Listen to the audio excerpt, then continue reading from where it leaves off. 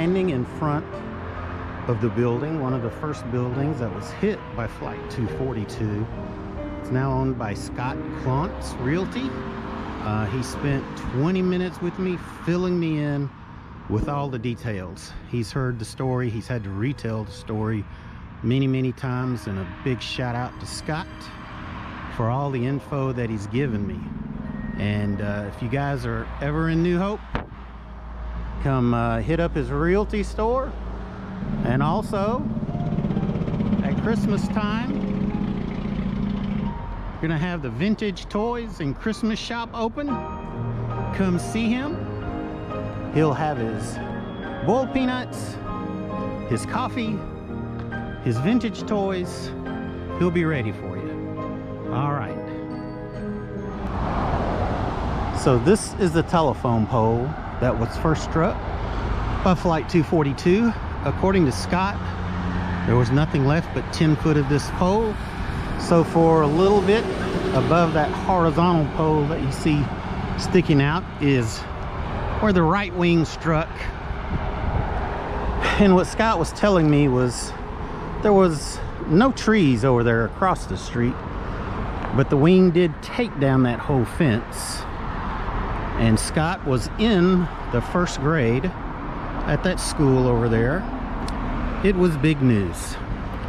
Anyway, the plane then traveled down this road, Old Dallas Highway now, down about a quarter mile past the old orange flag sign down there. And I'm fixing to put the drone up, get some aerials, and see what we can see from here. You should be able to see where the tail ended up. But like I said, this building here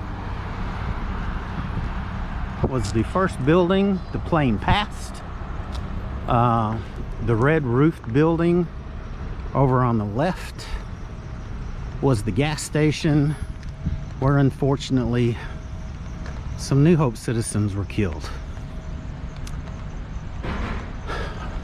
And further down this road,